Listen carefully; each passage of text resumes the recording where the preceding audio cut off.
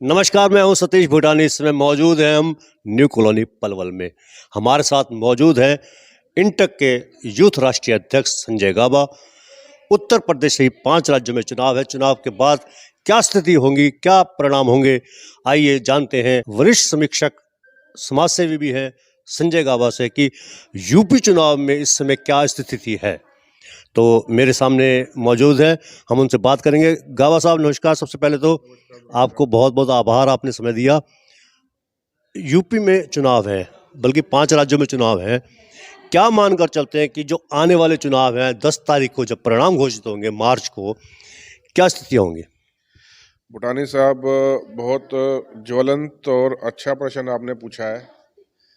इस बार का चुनाव मैं समझता हूँ मंदिर मस्जिद से ऊपर उठ के और हिंदू मुसलमान से ऊपर उठ के महंगाई पर, रोजगार पर, बलात्कार पर, महिला सुरक्षा पर और शिक्षा पर, स्वास्थ्य पर इस बार ऐसा लग रहा है कि चुनाव इन चीज़ों पर होगा। जो एक परिवर्तन देखने को मिल रहा है, लोग पूरे क्षेत्र के जहाँ जहाँ चुनाव है, मैं काफ़ी दौरा कर रहा हूँ, लोग अब बीजेपी वालों की और आरएसएस वालों की जो राजनीति कभी हिंदू मुस्लिम या गाय गोबर मंदिर मस्जिद से ऊपर नहीं उठती है, मुझे लग रहा है इस बार का चुनाव उससे अलग है। गाबा साहब, बात करें हम कांग्रेस की, इंटक से जुड़े हुए हैं, कांग्रेस से भी इसका नाता है। हालांकि आप लोग क्लेम नहीं करते एक दूसरे के साथ अटैचमेंट का। जो कांग्रेस है, इस बार भी यूपी में वो स्थिति नहीं है जैसे कभी पहले हुआ करती थी। आज बीजेपी और सपा रालोद के बीच में मुकाबला हो रहा है। बीएसपी भी बहुत पीछे है। बुटानी साहब, आप की बात से कहीं ना कहीं सहमत होना पड़ेगा, सच्चाई तो है।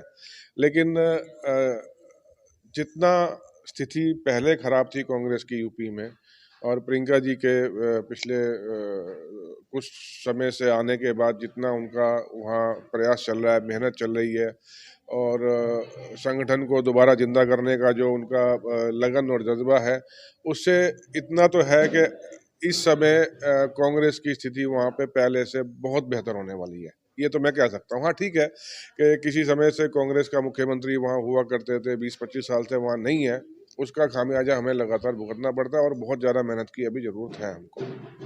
बात की जाए भजनों की, तो एक भजन बहुत लोकप्रिय हो रहा है, जो राम को लाए हैं हम उनको लेकर आएंगे। कहीं ना कहीं बीजेपी के लिए ये दिखाई दे रहा है। कौन लेके आया राम को? किसकी औकात है राम को लाने की? कौन मूर्ख बोलता है और कौन मूर्ख मानता है सर? जो परमपिता परमेश्वर जिनको हम बोलते हैं, सृष्टि के रचयिता हमको बोलते हैं, इनकी औकात है उनको लाने की? कैसे पॉसिबल है? और जो मानते हैं, वो जो बोलता है वो मूर्ख, और जो मानते हैं महामूर्ख। मतलब ऐसा, ये बात कहाँ लाए? राम कहाँ गए थे जो आ गए? हम बोलते हैं राम हमारे कण कण में है, हमारे बूंद बूंद में राम है, हमारी सांस में राम है। कहाँ से लेके आ गए ये अपनी राजनीति के लिए, अपने पैसे के बल पे नई नई चीजें लोगों को बेवकूफ़ बनाने के लिए लेके आते हैं, और बेवकूफ़ बनने वाले बनते हैं। और बेवकूफ़ बनने का नतीजा ये निकला है, जो 3 दिन पहले बिहार में रोजगार के ऊपर लाठीचार्ज हुआ, ट्रेन जली, प्रयागराज में जो पुलिस का तांडव हुआ, ये उस राम राम करने का, गलत तरीके से नाम लेने का नतीजा ये निकला है कि आपने नौकरियां खत्म कर दी हैं राम का नाम ले करके। आपने भगवान राम के नाम पे झूठ का सहारा लेके सत्ता में आए। आपने महंगाई इतनी चरम सीमा पे कर दी है, आप भगवान राम का नाम लेके सत्ता में आए।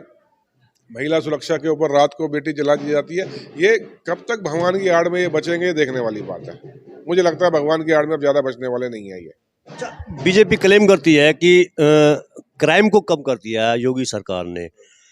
आप लोग कहाँ तक सहमत है इससे? नहीं, क्राइम कम नहीं हुआ सर। ये मैं सहमत नहीं हूँ। ये एक तो सबसे पहली बात है, मुख्यमंत्री है गुंडा है? मेरे को तो पहले ये बताओ। हम गोली मार देंगे, हम ठोक देंगे, हम ये कर देंगे, हम वो कर देंगे, मुख्यमंत्री की भाषा होती है। अरे जो करना है कीजिए। आप गुंडे की तरह व्यवहार करते हैं फुकरापंथी के तरीके से, और उसके बाद आपके लोग उस पर नाचना शुरू कर देते हैं गुंडे की भाषा पे। उसके चेले नाचना शुरू, हमारा मुख्यमंत्री, वाह वाह। मतलब 7 लेयर सुरक्षा के बीच में आके आप जो मर्जी बोल रहे हैं। ये वही मुख्यमंत्री है जो संसद में रोया था आंसुओं से। दिल्ली में अभी सांसद प्रवेश वर्मा के निवास पर यूपी के 250 जाट प्रतिनिधियों को बुलाया गया है। बीच इलेक्शन में गृह मंत्री अमित शाह ने भी उनको संबोधित किया है। जयंत चौधरी को लेकर ये बात कही जा रही है कि वो गलत घर में प्रवेश कर गए हैं, इलेक्शन के बाद देखा जाएगा। क्या मानकर चलते कि बीच इलेक्शन के दौर में इस प्रकार से कहना क्या मायने रखता है? देखिए, ये बीजेपी सरकार का, नरेंद्र मोदी का, अमित शाह का और पूरी टीम का डर दिखाता है। पहले जाटों को इन्होंने गद्दार बोला, जाटों को इन्होंने देशद्रोही बोला, इन्होंने टिकैत साहब को वहाँ आंदोलन फेल करने के प्रयास में, आंदोलन फेल ठीक है, आप सरकार है, आप करेंगे, लेकिन उसके प्रयास के चलते आपने जिस तरीके से आंदोलनकारियों पे और वहाँ जितने जाट लोग बैठे थे उनके ऊपर आपने आक्रमण, अटैक करवाने का इन्होंने प्रयास किया। आपको ध्यान हो, जिस रात को टिकैत साहब ने आंदोलन खत्म करने की बात कर दी थी, और जब उनको खबर लगी कि मेरे आसपास चारों तरफ सैकड़ों बीजेपी कार्यकर्ता हथियार लेके घूम रहे हैं और हम जैसे निकलेंगे हमको यहाँ से लोगों को मारेंगे, तो उनकी आंखों से जो आंसू निकले उसको जाट भूलेगा नहीं। अब आप किसी को बुला लो, किसी के पैर पकड़ लो, डर दिख रहा है बीजेपी का साफ कि अब इनको जाटों की जरूरत पड़ गई है, अब इनको किसानों की जरूरत पड़ गई है। ऐसा क्या था भाई, जो 700 किसान आपने वहाँ मर गए, शहीद नहीं बोलूंगा, मारे गए हैं, आप वो उनका मरना रोक सकते थे। 700 परिवार तबाह कर दिए आपने, क्या वो भूल जाएंगे? उसमें हर बिरादरी के लोग थे, हर बिरादरी का लोग उसको याद रखेगा, किसान भी याद रखेगा, जाट भी याद रखेगा, पंजाबी भी याद रखेगा, बनिया भी याद रखेगा, सब याद रखेंगे। इनको अब पश्चिम उत्तर प्रदेश में इनको महसूस हो रही है, क्योंकि जगह जगह इनको, इनके नेताओं को धक्के दिए जा रहे हैं, इनके गाड़ी से इनको बाहर नहीं निकलने दिया जा रहा, इनको वहाँ बात कोई नहीं की जा रही। इनको अब डर महसूस हो गया कि जिस 2 सीट से चले थे 2 सीट पर वापस आ रहे हैं। आपने राकेश टिकैत की बात की, राकेश टिकैत के लिए आपने कहा कि जब वो रोए थे आंदोलन के आखिरी समय में, तो उस समय माहौल बदल गया था। राकेश टिकैत तो आजकल थोड़ी बौखलाई हुई भाषा नहीं बोल रहे हैं, क्योंकि पैनल पर हमने देखा उनको कि वो तो एक एंकर के ऊपर बहुत आक्रोशित हो रहे थे। क्या वजह है ये? नहीं, कोई बौखलाई भी भाषा नहीं है। देखिए बुटानी साहब, एंकर जितने भी दिल्ली के ये दलाल मीडिया बैठा है, मैं गोदी मीडिया नहीं बोलूंगा, अब इनको दलाल और बेचारा मीडिया बोलूंगा इनको। टिकैत साहब ने क्या कहा कि मंदिर मस्जिद क्यों लगाया हुआ है पीछे? आप हर बात घूम के मंदिर मस्जिद पे क्यों आ जाते हो? आप ये क्यों नहीं कहते कि गंगा में लाशें बही हैं यूपी में? इसको इसको संयमित भाषा में कहा जा सकता था, वो लेकिन गुस्सा उतारा उन्होंने। कहा जा सकता था, पर ठीक है, ये एक ह्यूमन टेंडेंसी है, गुस्सा आ भी जाता है, क्या हो गया, क्या फर्क पड़ गया? अगर आदमी ने अपना आक्रोश दिखा दिया, उनकी भी भावनाएं हैं, उनका भी आत्मा है, उनका भी दिल है, क्या हो गया बोल दिया तो? मतलब आज इनके टैनी जो इनका मंत्री है, उसका बेटा आदमियों के ऊपर गाड़ी चढ़ा दे, खून कर दे, वो मंत्री सरकार में रहे, और टिकैत साहब इतना भी नहीं बौखला सकते उसके बाद भी? क्यों? ऐसे दिल्ली के गोदी मीडिया पत्रकारों को तो अब कपड़े फटने शुरू हो जाएंगे, देखना। अभी तो बीजेपी वालों को धक्के लगने शुरू हुए हैं और मीडिया के भी धक्के लगने शुरू हो गए, गोदी मीडिया के। आने वाले में समय में देखिए क्या होता है। करिए, कितना मंदिर मस्जिद चलाएंगे, चलाइए, कब तक चलाएंगे? आजकल एक अंतर्राष्ट्रीय मामला बहुत उछल रहा है, पेगासस का मामला। इजराइल से भारत ने ऐप लिया, खरीदा। न्यूयॉर्क टाइम्स ने पहले खबर छापी, फिर अभी इंडियन एक्सप्रेस ने भी छापी है। ये आखिर इसके क्या मायने निकल कर आ रहे हैं? आजकल क्या रहस्य उद्घाटन हो रहे हैं? देखिए, नरेंद्र मोदी जी का तो इतिहास रहा जासूसी करवाने का। जब गुजरात के मुख्यमंत्री थे, किसी महिला की भी जासूसी करवाई थी, और भी काम किए थे। अब कौन सा नया काम कर दिया? पर ये भारत के जो आम आदमी है या जो भारत का कानून है, उसके खिलाफ ये किया गया है।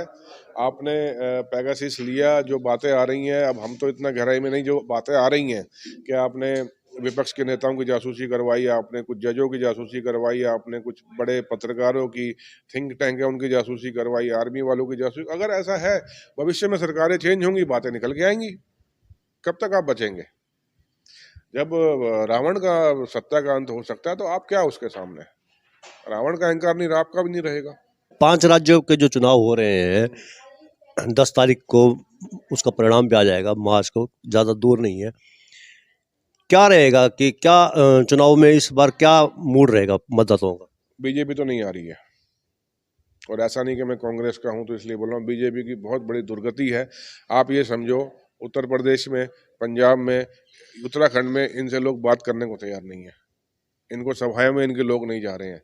ये जो अभी आप देखिए सेकेंड वेव में कितने लाखों लोग लाइन लगा के मर रहे थे, उसके बाद भी नरेंद्र मोदी ने अपनी पश्चिम बंगाल की रैलियां बंद नहीं की थी।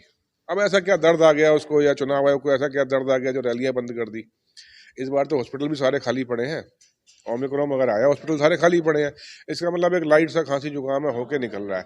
इसका मतलब ये है कि इनकी रैलियों में लोग नहीं आ रहे हैं, इनको दुत्कार रहे हैं, इनके पास बात नहीं करना चाहते हैं, इनकी बात नहीं सुनता चाहते हैं।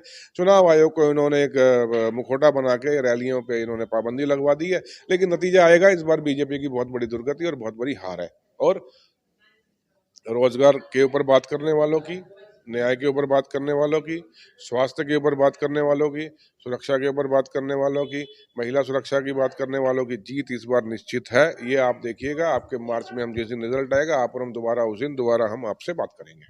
तो ये थे हमारे बीच में इंटक के यूथ राष्ट्रीय अध्यक्ष संजय गाबा, जिन्होंने प्रत्येक मुद्दे पर खुलकर बातचीत की।